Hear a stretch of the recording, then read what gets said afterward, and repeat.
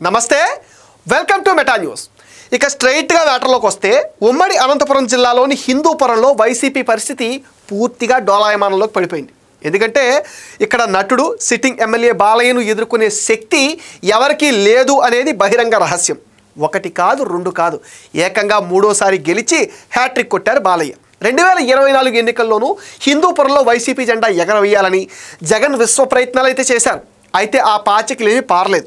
హిందూపురంలో బాలయ్యకు ఎదురులేదు, టీడీపీకి తిరుగులేదు అన్నట్టుగా రాజకీయాలు పూర్తిగా మారిపోయాయి. హిందూపురం పసుపుమయం అయిపోయింది. గతంలో ఇన్ఛార్జిగా ఉన్న మాజీ మంత్రి పెద్దిరెడ్డి రామచంద్రారెడ్డి కూడా హిందూపురం పైన అంతగా ఫోకస్ పెట్టలేదన్న వార్తలు వచ్చాయి. ఇక్కడ బాలయ్య పైన చివరి క్షణంలో పోటీ చేసిన దీపికారెడ్డి ఓటమి పాలు కావడంతో నియోజకవర్గంలో వైసీపీ పరిస్థితి అగమ్యగోచరంగా మారిందంటున్నారు. హిందూపురం నియోజకవర్గంలో టీడీపీ ఆవిర్భావం తర్వాత ఒక్కసారి కూడా ఎమ్మెల్యే స్థానంలో ఓడిపోలేదు. హిందూపురంలో బాలయ్యను ఓడించాలని అటు జగన్ ఇటు పెద్దిరెడ్డి ఎన్ని ప్రయత్నాలు చేసినా అవైతే సక్సెస్ కాలేదు. రాజకీయాల్లో వరుసగా 3 సార్లు ఎమ్మెల్యేగా గెలిచిన చరిత్ర బాలయ్యది. అయితే రాబోయే రోజుల్లో హిందూపురం నుంచి తన భార్య వసుంధరాదేవిని నిలబెడతారనే చర్చలు కూడా సాగాయి. అయితే ఎన్నికలకు ముందు తన భార్య వసుంధరకి ఎమ్మెల్యే టికెట్ అడుగుతూ ఉంటాడు అంటూ చంద్రబాబు బాలకృష్ణ పైన సెటైర్లు కూడా వేశారు.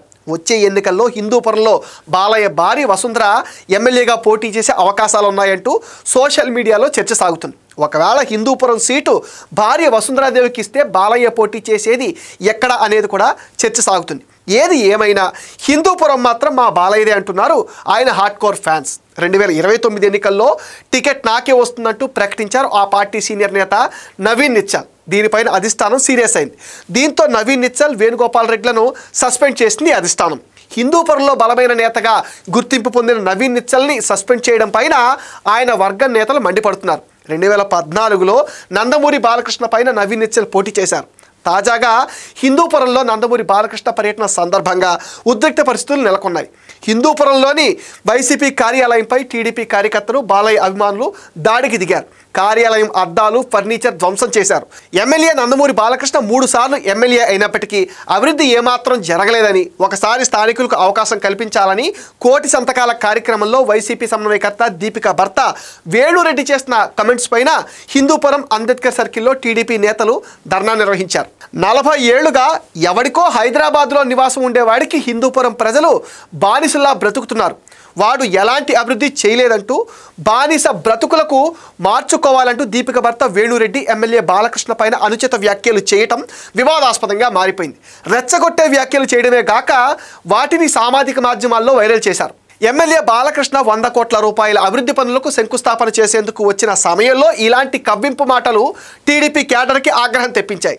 ఎమ్మెల్యే బాలకృష్ణ నేతృత్వంలో హిందూపురం అభివృద్ధి చెందుతుందంటే ఇక తమకు పార్టీకి పుట్టగతులు ఉండవని, శంకుస్థాపనపైన ప్రజల్లో చర్చ జరగకుండా తప్పుదారి పట్టించేందుకే వైసీపీ నేత వేణురెడ్డి కుట్రలు పన్ని రెచ్చగొట్టే వ్యాఖ్యలు చేశారని టీడీపీ నేతలు మండిపడుతున్నారు.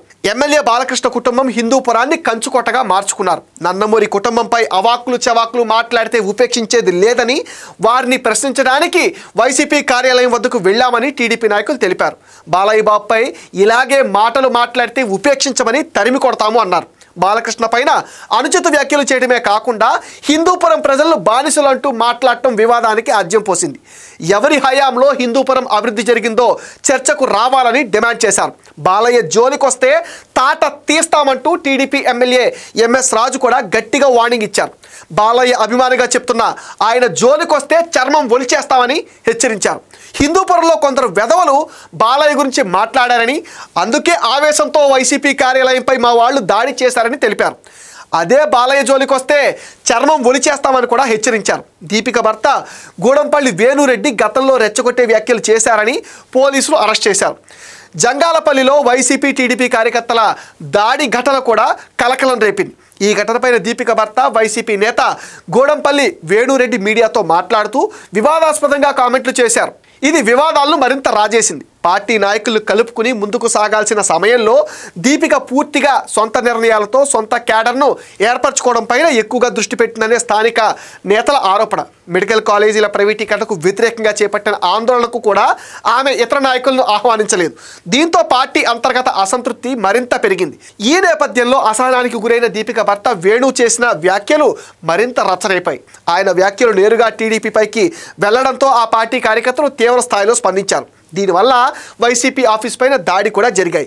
హిందూపురం ప్రాంతంలో బాలకృష్ణకున్న అభిమానుల్లో చాలామంది వైసీపీకి కూడా సానుభూతి చూపేవారని స్థానికులు చెప్తున్నారు. ఇప్పుడు వేణు చేసిన వ్యాఖ్యల వల్ల ఆ సానుభూతి పూర్తిగా కోల్పోయే ప్రమాదం ఉందనే ఆందోళన కూడా వ్యక్తం అవుతుంది. ఇది మెటా న్యూస్ అప్డేట్. ఈ వీడియో పైన మీ విలువైన ఒపీనియన్ని కామెంట్ సెక్షన్లో మెన్షన్ చేయండి. మీరు ఇచ్చే కామెంట్స్తో మరిన్ని ఇంట్రెస్టింగ్ వీడియోస్ మీకు అందిస్తాం. Please support meta news. Please subscribe meta news.